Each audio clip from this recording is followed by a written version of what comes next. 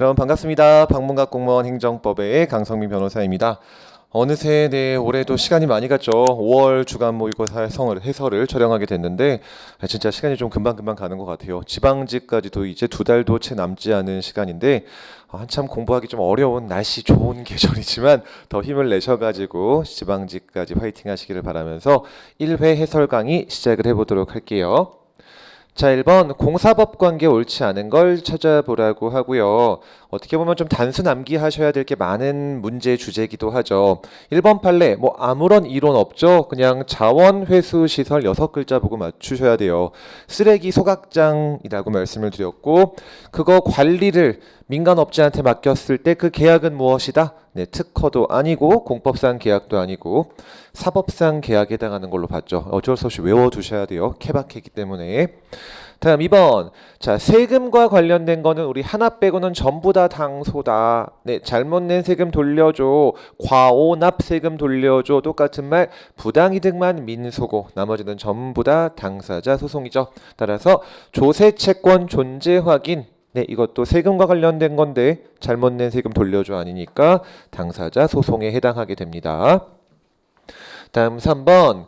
자, 국가를 당사자로 하는 계약에 관한 법률, 줄여서 국가계약법에 따라 체결한 계약을 이름 붙이기는 공공계약이라고 붙이는데 그 계약의 법적 성격은 무엇이 되죠? 네, 사법상 계약이죠. 워낙 자주 나오는 내용이고 올해 국가직 시험에서도 출제가 됐었죠. 그 계약이 사법상 계약인 이상 보증금 거는 것도 사법상 보증금이고 따라서 계약 조건 위반 등을 이유로 그 보증금 꿀꺽하는 것도 사법행위에 해당하기 때문에 처분성은 없는 걸로 보죠. 따라서 정답은 4번이 되겠고 헷갈리기 정말 좋은 판례이기 때문에 따로 좀 기억을 잘 하셔야 돼요. 자, 지자체랑 계약을 체결하죠. 그 지자체의 관할구역에 있는 학교에 회계 업무를 담당하기로 하는 직원 채용 근로계약을 체결했는데 되게 공법상 계약처럼 보이지만 뭘로 봤다? 사법상 계약으로 본 사례입니다. 그래서 어마어마하게 헷갈릴 수밖에 없는 판례이기 때문에 따로 좀 구별해서 암기를 해두셔야 해요. 정답이었고요.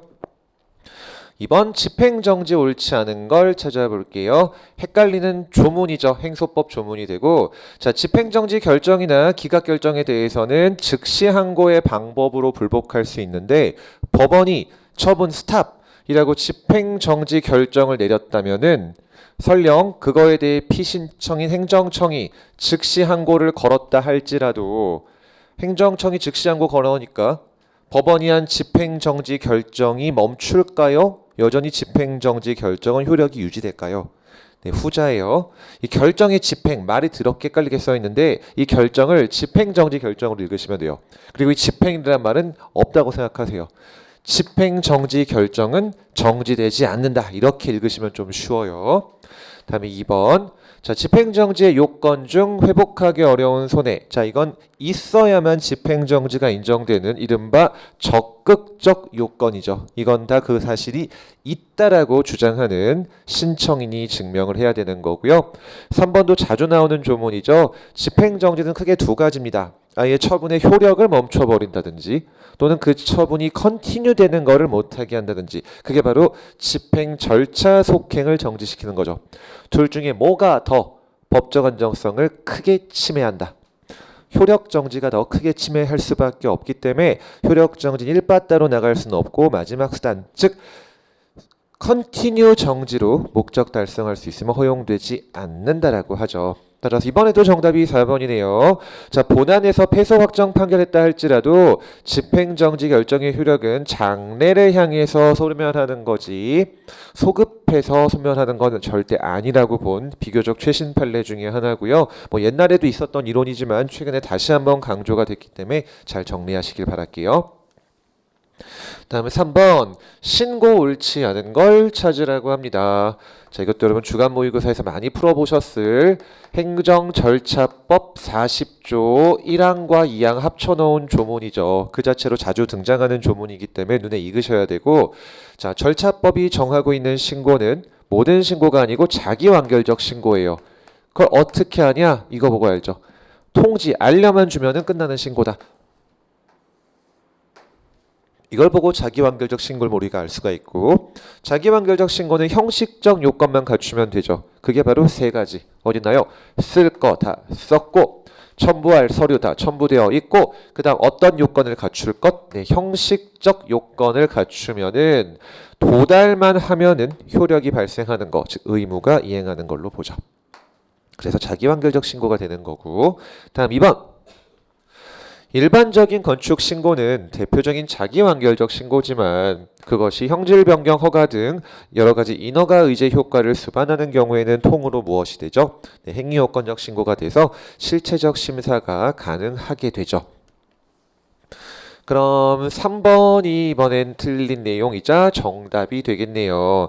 단순 암기하셔야 되는 판례 중에 하나인데, 자, 복지 두 글자가 가장 큰 힌트라 그랬죠. 복지와 관련된 신고는 신고서만 내면 된다. 수리까지 받아야 된다.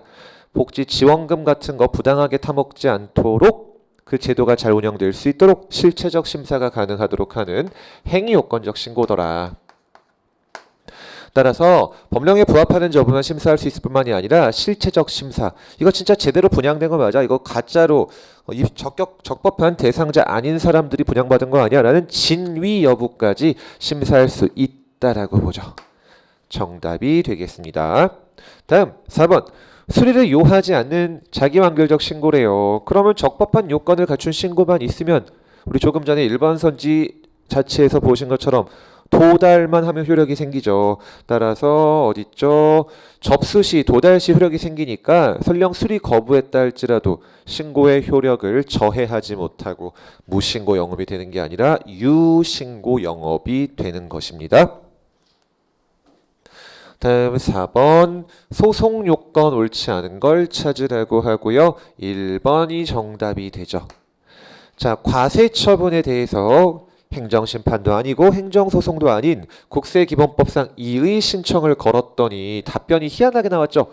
받아주겠다도 아니고 안 받아주겠다도 아니고 뭐다?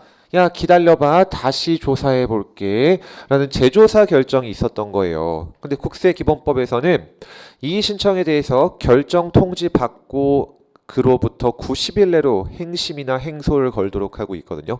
결정 통지 받고. 그럼 이때도 재조사 결정서 받았으니까 이때부터 90일 내로 행심 행소를 걸어야 하는지가 문제됐는데 그렇지 않다라고 봤죠. 왜요? 걸 수가 없잖아요. 네가 뭐라 그랬는데, 야, 기다려봐, 다시 조사해 볼게. 그럼 기다려야지 어떻게 심판 소송으로 나아갈 수 있는지를 확인할 수가, 확정 지을 수 없기 때문에 이 재조사 결정은 독특한 경우더라. 이거에 뒤이어서 재조사 결과 후속 처분이 너에게 떨어지게 될 텐데 그거 받은 날부터로 제소기간의 기산점을 바꿔주죠. 후속 처분 통지된 날, 도달된 날부터 제소기간 90일이 시작되게 된다. 1번이 틀렸습니다. 맞는 것들 가볼게요. 행정청이 제재 처분을 한 후에 유리하게 변경했대요. 이른바 감액경정 처분이잖아요. 깎아준 거. 근데 깎아준 것도 마음에 안 든다. 그럼 내가 다퉈야 할 대상은 깎아주고 남은 당초 처분. 우리가 공부하기를 변경된 내용의 당초 처분 이렇게 공부하시기도 하죠. 가 되니까 내가 결국 싸우고자 하는 내용은 처음부터 변경된 당초 처분이 되는 것이고, 따라서 제소기간을 지켰는지 여부도 그 변경된 내용의 당초 처분, 즉 장초 처분을 기준으로 판단해야 한다. 동그라미가 되겠습니다. 다음 3번. 자, 전치주의가 적용된다는 말은 원래 소송 걸기 전에 행심 청구해서 재결까지 받았어야 한다는 뜻이죠. 일지라도 우리 소송 요건을 갖추었는지를 판단하는 시점은 소재기시다, 사실심, 변종시다. 변종시죠. 따라서 설령 행심 안 거치고 소재기했다 할지라도 변종시까지 행정심판 재결을 받았다면은 소송 요건 구비의 판단 기준시인 변종시 기준으로는 갖춘 거니까 네, 요건 흠결의 하자가 치유된 거, 즉 소송 요건 갖춘 걸로 보죠. 본안을 간다는 뜻이고요. 다음 취소 소송의 1심 관할 법원. 네, 행소법 9조 1항 조문에 따라 내 주소지가 아니고 피고행정 소재지 관할 법원이 되죠. 네, 9조 2항에 따라서 국가 중앙기구를 피고로 할 때는 어디다가도 걸 수 있도록 하죠. 굵직한 사건이니까 전문 재판부로 가져와 네, 서울행정법원으로 올 수 있도록 해주고 그게 바로 대법원 소재지 관할하는 행정법원이죠. 대법원이 서울에 있고 거기를 관할하는 법원이 서울행법이니까요. 다음 5번 하자에 대한 걸로 옳지 않은 걸 찾아보겠습니다. 자, 세액 산출 근거가 기재되지 않은 납세고지서에 의한 부가처분이 있었다. 쉬운 말로 바꿀게요. 처분의 이유를 제대로 기재하지 않았다. 이유 제시하자가 있었다 그 말이죠. 인 경우에는 네 방어권이 침해됐을 테니까 네가 설령 자진 납부했다든지 오랜 시간이 지나서 세금 내라라는 소멸시효 기간이 만료됐다든지 하더라도 절대 치유될 수 없겠죠. 내가 자진 납부했다고 방어권이 치유되지 않잖아요. 잘못 낸 세금일 수 있는 건데. 따라서 1번 틀렸고요. 맞았고요. 하자가 치유 안 되죠. 다음 2번 과세전 적부심사 사례 최신 판례 중에 하나인데 이 기본적인 법리는 예전부터 있었던 거예요. 과세전 적부심사 제도 개념 기억하실까요? 과세처분 나가기도 전에 사전적인 권리구제 절차로서 미리 앞으로 있을 과세처분이 적합한지 부적합한지를 심사하는 제도입니다.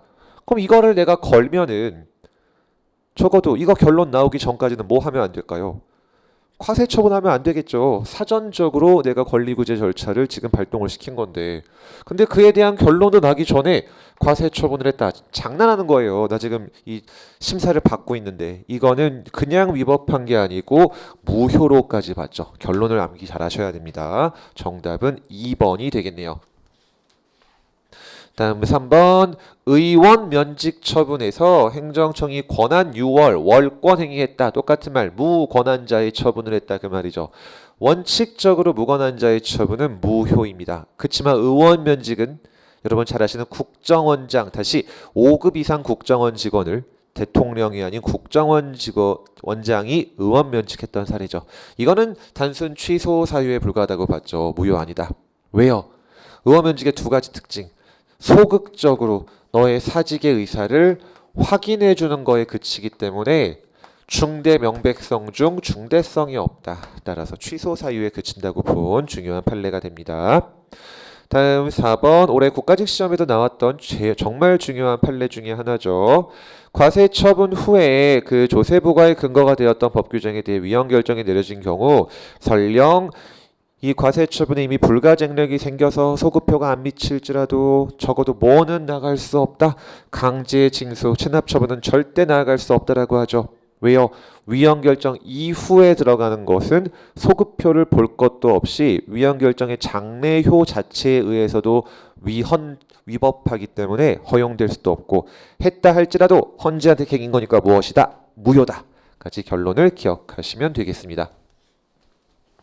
다음 6번 행정입법 옳지 않은 걸 찾아볼게요. 자, 위임받은 걸 밑에다 다시 위임하는 재위임이 허용되는 경우도 요건은 딱 하나죠. 구체적으로 위임해야지 포괄적으로 위임하면 안 된다. 그대로 말만 늘리시면 돼요. 대강 정해서 특정 사항의 범위를 정한다. 이거를 한 단어로 줄이면 구체적으로 위임하는 뜻이잖아요. 그런 경우에만 재위임이 허용이 되는 거고. 다음 집행명령, 상위법의 단순한 집행을 위한 절차와 형식을 정하는 것으로서 위임 없이 직권으로도 만들어질 수 있고 반면 직권으로 만들어지는 탓에 법의 위임을 받지 못했으니까 무엇을 정할 수는 없다? 법규 사항이 바로 대외적 구속력을 갖는 사항을 말해요. 대외적 구속력을 갖는 사항, 똑같은 말 국민의 권리 의무랑 관련된 사항이라는 뜻이죠. 그런 것들은 정할 수가 없습니다. 왜요? 위임 없이 만들어지니까요. 이거 역순으로 설명을 드린 건데 그게 더 이해가 편하실 거예요. 위임 없이 만들어지니까 권리 의무에 관한 새로운 사항, 똑같은 말 법규 사항을 만들 수는 없음. 동그라미였고 다음 3번 조심하셔야죠. 제가 주간 월간 모의고사에서 굉장히 여러 차례 가지고 있는 함정 판례가 되는데 작년 7급 시험에도 기출됐고 올해 1월에 치러진 소방 간부 시험에 또 출제가 됐습니다. 그래서 올해 우리 6월 지방직 시험에도 나오기도 굉장히 좋은 판례 중에 하나예요. 자, 시행규칙으로 만들어진 제재 처분의 기준은 판례가 행정규칙으로 보지만 수익적 인허가 기준은 뭘로 본다? 이거는 법규명령으로 보죠. 양자 정확히 구분하셔야 돼요. 놓치기 쉬운 판례여서. 따라서 행정규칙에 불과해서 대외적 구속력이 없다. 틀렸죠. 다음 4번 법령 보충 규칙과 관련된 최빈출 판례 중에 하나죠. 키워드 권한 행사의 절차나 방법을 특정하지 않았다. 예를 들어 상위법이 어떤 하급 행정기가 뭐 총리한테 위임을 하면서 이렇게 위임하는 거죠. 야, 알아서 좀 만들어봐. 말 그대로 알아서 만들어봐. 그게 바로 네가 너한테 권한을 줄 건데 그 권한을 총리령으로 행사할지 아니면 총훈령으로 행사할지 고시로 행사할지 그 방법은 네가 알아서 해. 라고 위임했다는 것이 바로 권한 행사의 방법을 특정하지 않았다는 말이에요. 그럼 위임을 받은 총리는 어떻게 위임받은 사항을 정할 수 있을까요? 마음대로 하면 되죠. 총리령으로 해도 법규명령으로 만들어도 되고 그렇지 않고 어딨죠? 고시훈령 지침 같은 행정규칙으로도 만들 수 있고 이렇게 만들어진 행정규칙을 우리가 법령 보충 규칙이라고 부르는 거죠. 다음 7번 행정행위 옳지 않은 걸 찾으라고 하고 1번 판례 뭐 써있는 것만 길지 첫 줄 읽으면 끝나죠. 청소년 유해 매체물 결정 고시 네, 대표적인 일반 처분의 예시에 해당하죠. 각종 의무를 발생시키니까 처분이고 다음 건축허가 너 건물 짓게 해줄게가 아니죠. 그 땅에 그 건물 짓게 해주겠다는 어떤 성질? 대물적 성질을 갖습니다. 따라서 그걸 만약 여러분이 심사한다라고 하셨을 때 담당 공무원은 뭐 인적 요소, 토지 소유자가 누군지, 건축주는 누군지 형식적 심사만 하면 충분하죠. 참고로 오해하시면 안 될 게 형식적 심사라는 말이 형식적으로 대충 하라는 말이구나. 이게 아니에요, 여러분. 신고랑 똑같아요. 낼 거 냈는지 쓸 거 썼는지 그것만 확인하면 된다 그 말입니다. 당신 진짜 이거 토지 소유자 맞아요? 진짜 가짜 여부까지 심사할 필요는 없다는 뜻이에요. 그건 실체적 심사가 되죠. 그럼 3번 쉬운 판례인 동시에 자주 나오는 판례 중에 하나죠. 횡단보도 설치했다? 네, 처분이죠. 왜요? 여러 가지 의무가 부과되잖아요. 특히 자동차 운전자는 횡단보도를 통행할 때는 더더더 조심해서 지나가야 되겠죠. 여러 가지 의무가 부과되는 대물적 처분이어서 틀렸고 다음 2번과 4번은 같은 취지의 판례죠. 대물적 건축 허가는 그 허가받은 건물을 건축하다가 중간에 딴 데 팔아버렸다. 그럼 그 건축물의 소유권이 넘어가면 같이 넘어가는 것이지 왜요? 물건에 붙어있는 허가니까요.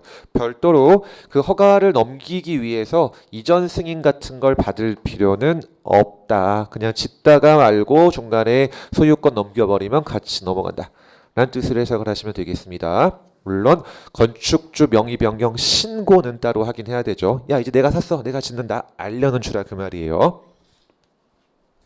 다음 8번 네, 너무나 중요한 법이죠. 행기법상 이의신청 정말 완벽하게 암기를 하셔야 되고 국가직에 나올 확률이 매우 높다라고 예상이 됐었는데 안 나온 탓에 지방직에서 나올 확률은 더더더 높아졌습니다.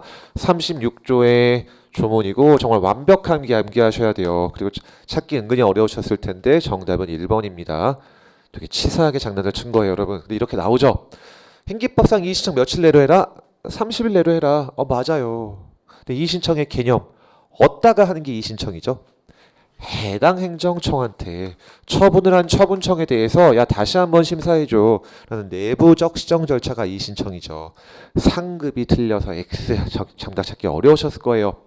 2번 같은 건 진짜 헷갈리셨을 겁니다. 익숙하지 않은 숫자니까. 근데 익숙하셔야 돼요. 너무 중요한 선지예요. 내용은 시업적이지만 행기법은 모든 게 A급이죠.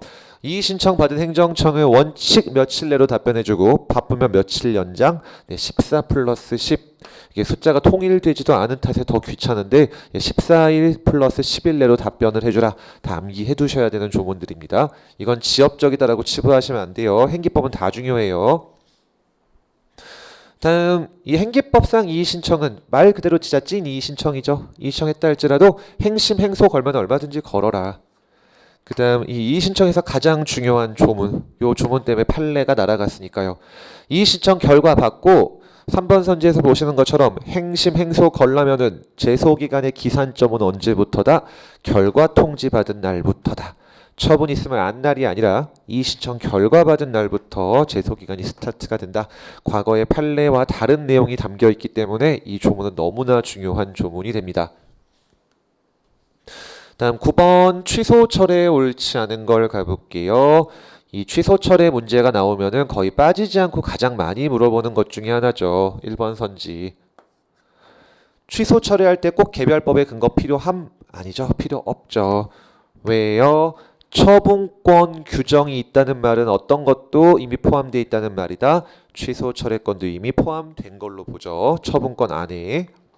다음 정답은 2번이 되겠네요. 이거 대체 우리 인혁처 시험에 언제 나올까 싶은데 이제는 진짜 좀 나올 때가 됐어요. 공무원 시험 빼고 모든 시험에 다 나왔으니까. 자, 위에 긴 네 줄 바로 이익형량이죠. 수익적 처분 직권 취소할 때 다시 취소할 때는 취소로 달성되는 공익이 그 취소로 인한 사익의 침해보다 커야 된다. 이 이익형량의 법리는 어디에만 적용? 직권 취소에만 적용되지. 법원이 위법함을 이유로 취소 판결을 때리는 쟁송 취소에는 적용되지 않는 걸로 보죠. 사법부인 법원은 수익적 처분일지라도 그 처분에 위법 사유가 존재하면 그걸 취소 판결을 해야 하는 거지. 이익 형량을 해서 야 이거 취소 판결 때려서 얻는 공익이 별로 없다. 청구 기각 이런 걸 할 수 있는 건 아니에요. 너무나 중요한 판례가 됩니다. 왜 아직 안 나오고 있는지 모르겠지만. 자, 그럼 맞는 선지들 3번. 이것도 행기법 조문이죠. 이것도 올해 국가직이 안 나왔기 때문에 지방직에서 나올 확률이 매우 높아 보이는 37조 처분의 재심사 조문이에요. 자, 처분이 행소를 통해 다툴 수 없게 됐다. 불가증력 생겼다 그 말이죠. 일지라도 세 가지 경우 너에게 유리하게 바뀌었다. 새로운 증거가 나왔다. 민소법상 재심 사유가 생겼다. 이런 유증제의 경우에는 재심사 즉 철회, 취소, 변경 등을 신청할 수 있다라고 하죠. 다음 4번 사실관계 판례죠. 갑이 남의 땅에다가 야, 네 땅에 내가 건물 짓고 보증금이랑 월세 꼬박꼬박 잘 낼 테니까 네 땅에 내가 건물 짓게 좀 해줘. 그래서 토지 사용 소유자로부터 승낙을 받아가지고 자기 이름으로 건축 허가를 받았죠. 근데 이제 공사하려고 했는데 내가 보증금도 제때 내지 못하는 초장부터 계약을 위반해 버려가지고 토지 소유자가 그 계약을 파기시켜 버려서 그 건축주 갑의 잘못으로 토지를 사용할 권리를 날려버렸죠. 그럼 이 갑은 날아갔지만 갑만 날아갔지 뭐는 날아가지 않나요? 내 땅에 붙어있는 건축허가는 그대로 남아있죠. 건축허가는 무슨 허가니까? 대물적 허가잖아요. 그럼 토지 소유자로서는 그 건축허가가 남아있는 이상 자기가 짓고 싶은 건물을 지을 수가 없습니다. 왜요? 더블 건축허가 나오지 않거든요. 그러니까 뭘 요구할 수 있는 권리가 조리상 인정된다? 야, 철회 좀 해줘라 라는 철회 신청권을 조리상 인정해줬고 그 신청권이 인정된 이상 그걸 거부한 행위도 거부 처분으로 본 판례가 되죠. 다음 10번 행정의 실효성 확보 수단을 옳은 걸 찾으라고 하네요. 자, 농지법상 이행강제금을 부과한다. 예, 건축법과 마찬가지로 반복 부과가 가능한데 그 반복 부과할 때는 적어도 뭐는 해줘야 되죠? 네, 미리 문서로 알리는 계고는 해줘야 되죠. 부과 고지서만 계속 날리면 안 된다는 뜻이에요. 부과하기 전에 반드시 계고는 해줘야 하는 것이고 따라서 계고 안 하고 곧바로 부과한 것은 절차 하자가 있어 위법한 것으로 봅니다. 정답, 옳은 거 찾는 거였네요. 정답은 1번이었고 그럼 틀린 애들 옳게 바꿔볼까요? 자, 행정청이 대집행을 한대요. 그 말인즉 이미 철거 명령이 들어갔다는 소리죠. 그럼 우리 수험적으로 이렇게 공부하시면 편하더라. 행정청이 철거 명령 때리면 철거 의무는 당연히 생기지만 상식적으로 어떤 의무까지 생긴다? 퇴거 의무까지 자동으로 발생한다. 야, 건물 뿌게! 란 말 속엔 나가도 포함되어 있다고 보는 거죠. 따라서 이미 나가란 의무를 발생시킨 이상 야, 나가! 라는 소송은 걸 이유가 없죠. 이미 나갈 의무를 발생시켰잖아요. 소외이익이 없어서 부적법 각하를 시켜버렸죠. 그 다음 식품위생법에 따라 어떤 영업소를 폐쇄한다. 자주 나오는 주제이기 때문에 암기를 좀 해두셔야 되고 즉시 강제가 아니고 대표적인 무슨 강제? 네, 직접 강제의예요. 갑자기 들이닥쳐서 나가. 뭐 이상하죠. 그게 아니고 야, 가게 문 닫아라. 영업정지했잖아. 라고 먼저 명령 때린 다음에 그럼에도 불구하고 계기면은 직접 가서 셔터를 내려버리는 무슨 강제? 네, 직접 강제에 해당합니다. 다음 공매는 처분인 건 맞죠. 남의 재산을 날려버리니까. 근데 예를 들어 제가 어떤 공매에 참여해서 어떤 자동차를 시세보다 훨씬 싼 가격에 잘 낙찰받았다라고 해볼게요. 아, 나이스죠. 이거 되팔이 해도 돈 벌 테니까. 근데 행정청이 그 공매를 직권 취소해버립니다. 그럼 나 어떻게 되죠? 기껏 힘들게 값싸게 찬 차를 다시 돌려줘야 되잖아요. 바로 무엇의 침해다? 법률상 이익의 침해가 있다라고 보죠. 따라서 그 직권 취소를 다툴 수 있다라고 본 사례가 돼요. 다음 11번 공법상 계약 옳지 않은 걸 찾으라고 합니다. 자, 행기법 조문 오늘 공부 많이 하시네요. 동시에 올해 국가직에도 그대로 등장을 했었죠. 가장 중요한 거는 뭐를 꼭 적어야 한다? 네, 공법상 계약 체결할 때는 계약서를 꼭 적어야 한다는 조문이 생겼죠. 다음 정답은 2번이 되겠고 너무나 중요한 최신 판례예요. 우리 아까도 보셨다시피 국가계약법 또는 지방계약법에 따라 체결한 계약을 사법상 계약인 걸로 우리 판례가 보죠. 그러니까 이 법은 사법상 계약에만 적용되나 보다. 이렇게 오해하기가 정말 쉬운데 결론은 아닙니다.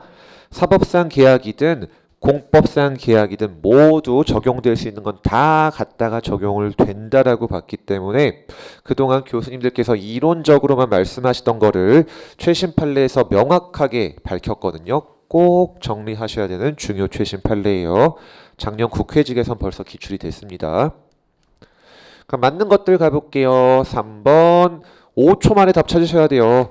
중소기업 정보화 지원 사업 보고 그냥 끝나야 되죠. 우리 1번 문제에 자원회수 시설 같은 선지예요. 그건 사법상 계약이었다면 이건 뭐죠? 공법상 계약. 왜냐? 모르죠. 네, 온갖 걸 다 고려해서 대법원이 내린 결론이기 때문에 이 부분은 어쩔 수 없이 그냥 암기를 해주셔야 돼요. 다음 민투사업 실시협약 대표적인 공법상 계약으로 보죠. 따라서 그걸 다투는 소송은 당사자 소송이 되는데 포인트는 당사자 소송이니까 처분이 위법하다 갖고 싸우는 거다. 얼마를 지급할 의무가 있다 없다 같이 돈 내나 갖고 싸우는 거다. 후자죠. 따라서 법원은 야 금액이 위법하잖아. 만 심사를 해서 멈추면 안 되고 금액 정한 게 위법했으면 그래서 얼마가 적정했는데 적정한 금액까지 구체적으로 심리에서 판단해라 라고 말해주고 있더라. 그 이유는 당사자 소송이어서 그래요. 다음 12번 실효성 확보 옳지 않은 걸 찾으라고 하고요. 정답 1번이죠. 굉장히 좀 치사한 조문이었지만 작년 국가직에 처음으로 기출됐던 중요한 대집행법 조문입니다. 자, 대집행 비용은 강제 징수로 뜯어가게 될 텐데 그때 뜯어가는 순서가 어떻게 된다? 국세가 1빠따 그 다음 가는 순이라고 보죠. 즉 국세가 1빠따로 먼저 먹고 그 다음 남은 돈 중에서 대집행 비용 뜯어가고 이렇게 간다는 거예요. 조문에서 말해주고 있는 내용입니다. 1번이 틀렸고 다음 2번 또 행기법 조문이죠. 행정청은 여러 가지 사정을 고려해서 이행강제금을 이게 헷갈리기 좋아요. 가중하는 것도 가능한가? 네, 조문에 그렇게 써 있습니다. 나쁜 놈이면 좀 세게 때리라 그 말이죠. 가중도 가능, 감경도 가능. 동그라미가 되겠고 자, 어젠가 그 제 촬영 일자 기준으로 조두순이 새벽에 돌아다녔다가 예전에 한번 붙잡힌 적이 있었는데 징역 3개월에 또 실형을 받았더라고요. 자, 그걸 제가 항상 예시로 말씀드리죠. 예를 들어 단속 경찰관 경찰이 순찰을 도는데 새벽에 조두순이 어슬렁거리고 있더라고 해볼게요. 1번 영장이 없으니까 그냥 돌아가세요 말하고 나도 순찰 계속 돈다. 2번 일단 경찰서로 데리고 간다. 일단 데리고 가야죠. 뭔 짓을 할지 어떻게 알아요. 그게 바로 이 내용이죠. 재범의 위험성이 현저한 자를 상대로 긴급히 시민들을 보호할 필요가 있을 때 잠깐 동안 경찰서 끌고 가는 거 바로 아무 문제 없다고 본 거예요. 영장 필요하지 않다. 즉시 강제당한다고 본 거죠. 다음 압류는 체납자의 재산에 대해서만 이루어져야 하는 것이기 때문에 제3자 재산을 실수로 압류했다. 어차피 경매를 못 붙여요. 남의 물건이라. 따라서 실현될 수 없는 실현 불능의 행위이기 때문에 무효로 본 사례가 됩니다. 다음 13번 판결 옳지 않은 걸 찾으라고 하고요. 자, 위에 세 줄. 야, 네 말이 맞다, 원고야. 처분이 위법하다. 그렇지만 취소 판결은 도저히 못 드리겠어. 공익에 위반되니까. 바로 사정 판결이죠. 그럼 사정 판결은 청구 기각 판결이긴 하지만 주문에 반드시 어떤 내용이 들어가야 된다? 처분이 위법함을 확인한다는 내용이 반드시 들어가도록 행소법이 조문을 두고 있고 그 이유가 무엇인가요? 주문에 처분이 위법하다고 써야만 무엇이 생기니까 그 위법하다는 점에 대해서 기판력이 생기기 때문이죠. 맞고요. 다음 2번. 사정 판결은 목적 자체가 무엇을 위해서 하는 청구 기각이다? 공익을 위한 거다. 그럼 법원은 공익을 위한 경우 어떤 걸 할 수 있다? 직권으로도 할 수 있죠. 피고행정청의 주장이 꼭 필요하지 않다.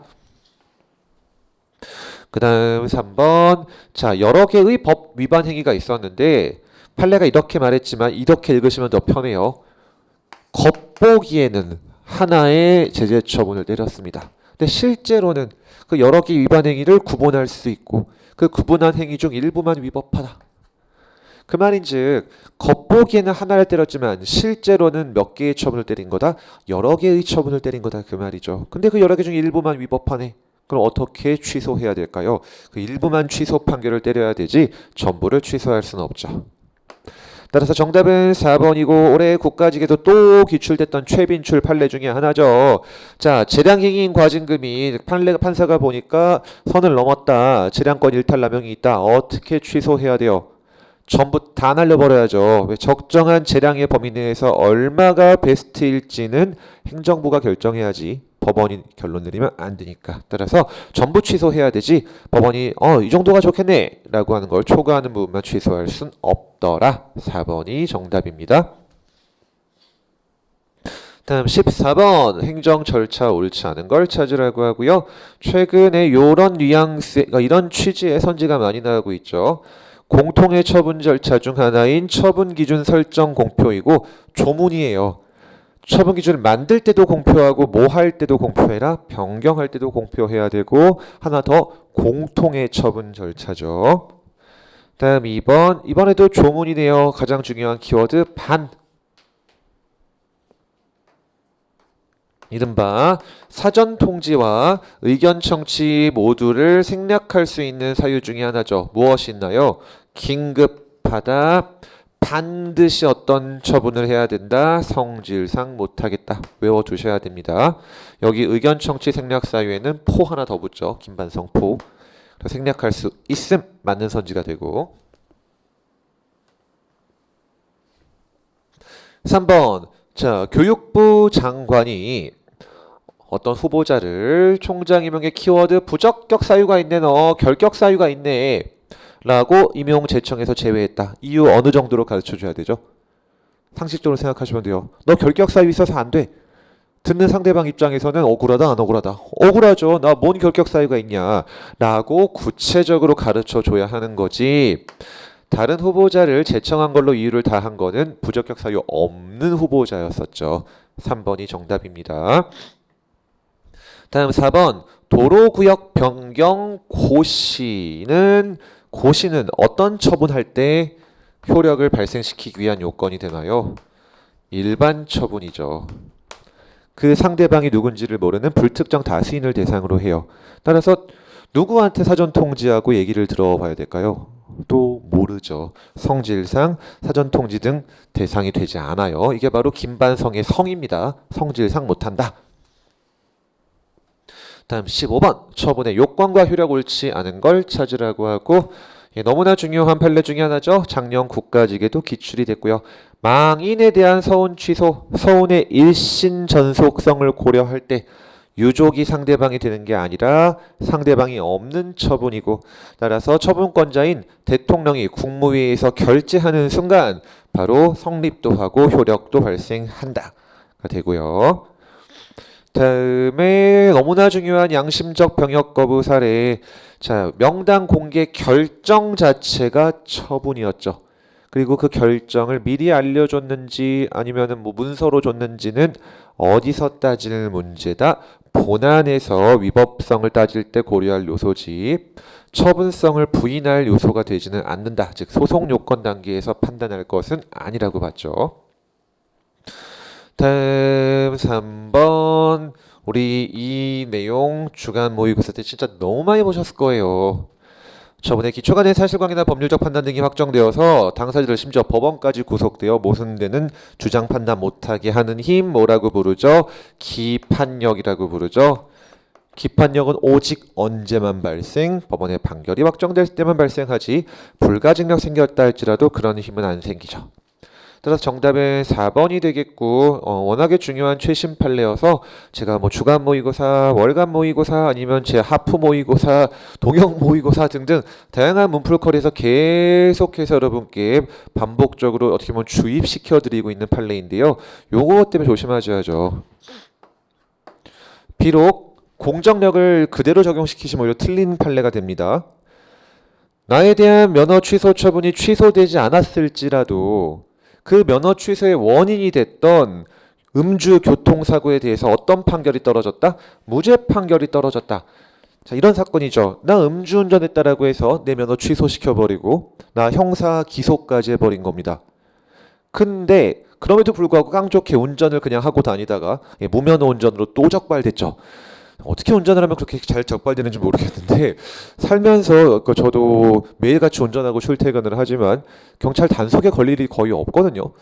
뭐 술을 원래 마시지도 않고 음주운전은 당연히 더 안 하지만 아무튼 희한해요. 자, 어쨌든 그럼 무면허 운전이 이제 해당하는지가 문제됐던 사안인데 내 음주운전에 대한 형사 결론이 어떻게 났다? 무죄가 나온 거예요. 그럼 여러분이 경찰청장이라고 생각해 보실게요. 이 양반 음주운전했다라고 해서 면허 취소시켜버리고 검찰한테 넘겼는데 음주운전 안 했다고 무죄가 나온 거예요. 그럼 면허 취소도 어떻게 해줘야 될까요? 직권 취소해줘야 됩니다. 다시 도로교통법 시행규칙에서 그렇게 해놓으라고 정해놓고 있어요. 직권 취소해라. 근데 그것이 아직 취소되지 않았다는 이유만으로 무면허 운전이라는 건 너무 가혹하고 법을 너무 기계적으로 적용했다라고 대법원이 판단한 거죠. 아직 취소되지 않았을지라도 어차피 이거 내비두면은 경찰청장이 네 무면허 취소 처분을 직권으로 취소할 거고 그럼 소급표에 따라 너는 유면허 운전을 한 것이 될 거니까 넌 처벌할 수 없다라고 본 너무나 중요한 최신 판례가 됩니다. 정답은 4번이에요. 다음 16번 국가배상 옳은 걸 찾으라고 하고요. 정답은 1번이죠. 이것도 너무나 중요한 최신 판례.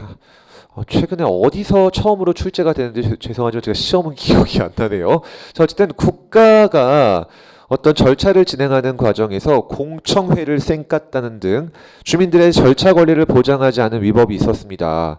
그럼 그 위법은 그 절차를 베이스로 한 처분의 취소 사유가 될 수는 있겠지만 나중에 그 절차를 다시 진행했다든지 또는 그 처분을 최종적으로 하지 않았다든지 또는 하긴 했는데 나중에 그것이 취소됐다든지 하는 경우에는 야, 또 뭐 경제적으로 손해본 건 없잖아 라고 국가배상을 인정해 주진 않았죠.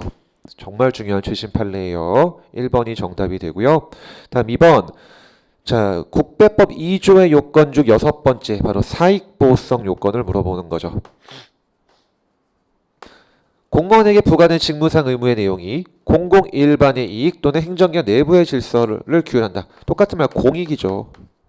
단순 공익을 위한 경우에는 사익보호성이 없으니까 설령 의무 위반했다 할지라도 인과관계가 없어서 손해배상 책임은 성립하지 않게 되고 다음 3번. 자, 자동차 운전하다가 교통사고 냈다. 누구 자동차인지만 잘 보시면 되죠. 공무원이 자차 몰고 가다가 사고가 났다. 그럼 누가 자배법상 운행자다? 자배법의 운행자의 개념은 자동차 소유자라 그랬죠.